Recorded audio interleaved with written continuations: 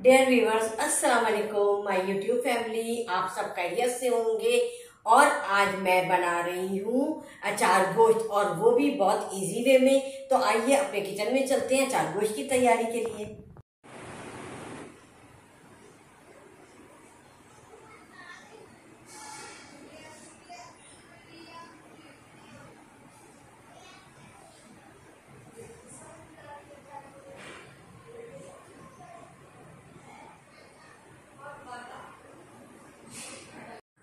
तो आए मैं आप लोगों को बताती हूँ कि अचार गोश्त के लिए जो हमें मसाले चाहिए होंगे, इंग्रेडिएंट्स, वो है मेरे पास होममेड मसाले, मेरे अपने।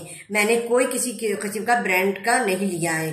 तो ये अब मैं आपको बताती हूँ। यहाँ मेरे पास 2 टेबल स्पून सौंफ है, 2 टेबल स्पून कलौंजी है, 1 टेबल स्पून सफेद जीरा है, और 1 टेबल स्पून पिसा हुआ धनिया है। और मैंने यहाँ पर साबुत धनिया भून के और कूट के 1 टेबल स्पून लिया है। तो ये दोनों धनिया मिला के 2 टेबल स्पून हो गया। हर चीज मैंने 2 टेबल स्पून ली है।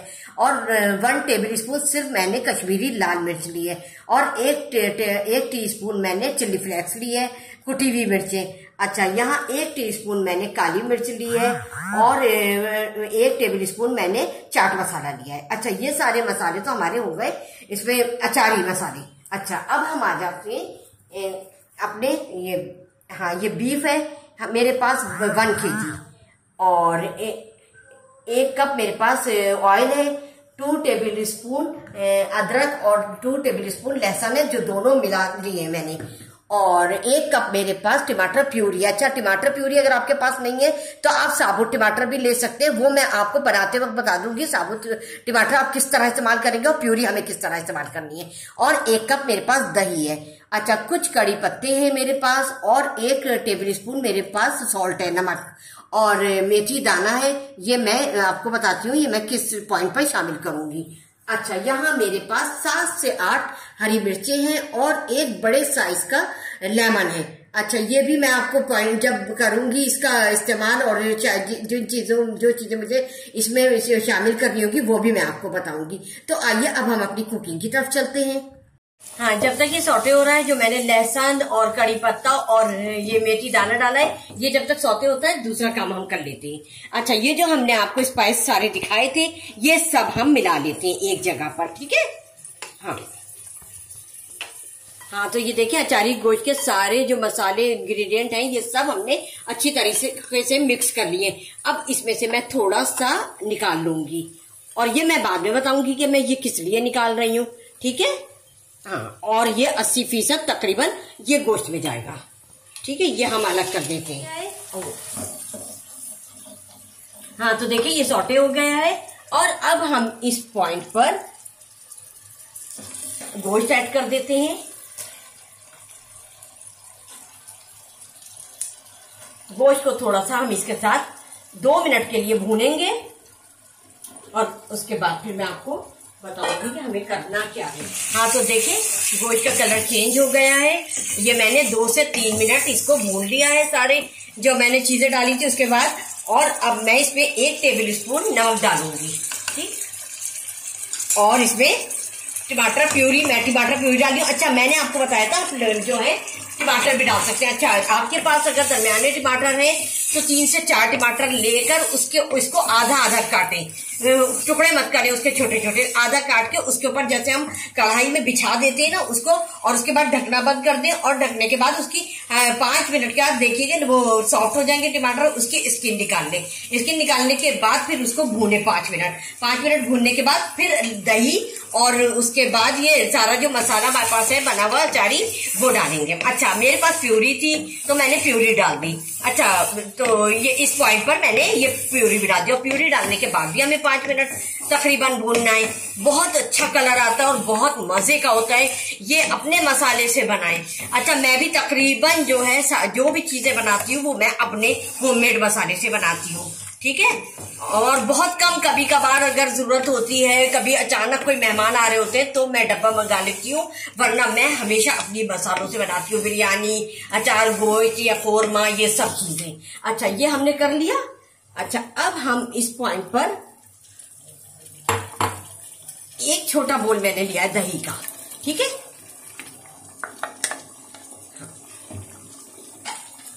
इसको भी हम डाल के अब इसको भी हम अच्छी तरीके से मिला के फिर उसमें हम अपना ये मसाला जबरदस्त वाला ये डालेंगे। आप ये देखिएगा कितना अच्छा इसका अरोमा आएगा। हम इसको 5 से 6 मिनट हम इसको भूनेंगे। फिर हम इसमें हमें जितनी क्वांटिटी में पानी चाहिए होगा हम वो पानी हम इसमें डालेंगे। अच्छा, पानी आप बिल्कुल डायरेक्ट मत डालिएगा, पानी को गर्म कीजिएगा, उससे गोश्त जल्दी गलता है। अगर हमारा गोश्त आधा घंटे में गलने वाला है तो वो 20 मिनट में गलेगा, और अगर ज्यादा है तो फिर आप पानी की क्वांटिटी खुद देख लीजिएगा। मैं आपको बता दूंगी मुझे कितना डालना है। हाँ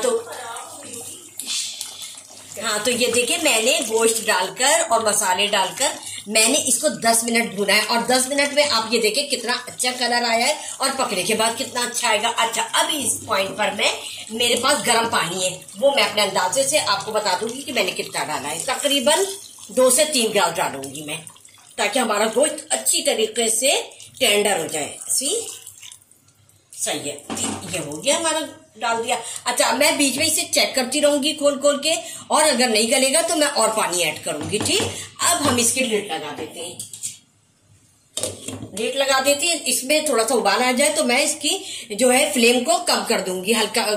तो अभी तेज पे रखा है मैंने, फिर इसको कम करके फिर मैं इस पे वेट रख दूंगी। वेट रखने से ये होता है इसकी स्टीम नहीं निकलती और जल्दी गोश्त गलता है। ठीक है, समझ गए? चले। अच्छा, यहाँ मैंने 7 से 8 हरी मिर्चें ली हैं, और मैंने इसमें ये देखें, 1 मिनट, ये मैंने काफी, ये देखें ये स्लेटी कट लगाए हैं, इसी तरह लगाने हैं। और मैंने कुछ बचा लिए थे आपको दिखाने के लिए, ये बीच से इस तरह ये स्लेटी कट लगानी है। ये देखिए इस तरह ये हमारे लग गए हैं। अच्छा, अब यहाँ मैंने 3 टीस्पून मैंने दही लिया है। अब दही में मैं ये, और अच्छा मैं नमक उसमें सालन में डाल चुकी थी गोश्त में, और अब मैं इस मसाले में थोड़ा सा 1/2 टीस्पून नमक डाल रही हूँ और इसको मिला लेती हूँ।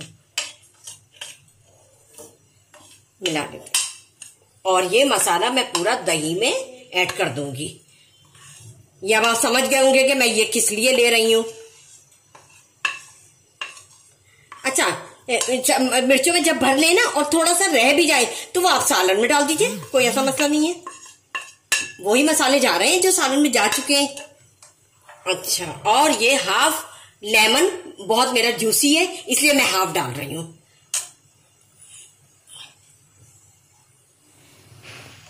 हाँ, तो ये देखिए हमारा जो है मसाला रेडी है जो हम मिर्चों में भरेंगे, और मैंने इसमें 1/2 लेमन भी डाला जो बहुत जूसी था। तो आप 1/2 भी डाल सकते हैं, आप पूरा लेमन का जूस भी डाल सकते हैं। तो ये अब हम इसमें मिर्चों में भरेंगे। अच्छा, मैं आपको एक आध भर के भी बल्कि दिखा देती हूँ, अच्छी तरीके से भरिएगा। अच्छा, कुछ मेरे पास मिर्चें छोटी हैं, कुछ बड़ी हैं। आपके पास जो दरमियानी मिर्चें हैं या आपके पास जर्मनी मिर्चें हैं, आप वो भी इस्तेमाल कर सकते हैं। ठीक है, एक और भर के आपको मैं दिखा दूं। अब बाकी मैं ये देखें, चले, ये आपको मैंने 2 दिखा दी भर के। अब मैं बाकी की भर लूंगी, और फिर मैं अब थोड़ी देर के बाद गोश्त चेक करूंगी कि उसमें पानी कम तो नहीं है और कहाँ तक डन हुआ, तो फिर मैं आपसे मिलती हूँ। हाँ, तो अब हम लिड हटाते हैं, और लिड हटाने के बाद हम देखते हैं इसका पानी खत्म हुआ। अच्छा, हमने बीच में जो चेक किया था थोड़ी देर पहले, तो जो गोश्त है वो गल चुका था। तो अब मैं इसे देखिए कितना अच्छा कलर आया और तेल भी सेपरेट हो गया है। अच्छा, और मैंने आपसे कहा था कि जो हमारा मसाला मिर्चों में जो हमने भरा था वो बच गया था, तो हम इसको भी इसमें डाल के भून लेते हैं। ठीक है, ताकि इसमें नींबू भी था तो और अच्छा फ्लेवर इसका वो आ जाएगा। हाँ, तो देखिए हमने जो गर्म पानी जो डाला था, मैंने आपको बताया था जब भी गोश्त गलाने के लिए रखे उसमें गर्म पानी डालें, तो गर्म पानी से जल्दी गोश्त गल जाता है। और हमारा जो है 20 मिनट में माशाल्लाह से गोश्त गल गया। और उसके बाद ये देखिए मैंने 10 मिनट इसको भूना तो तेल जो है वो सेपरेट हो गया। अब इसमें मैं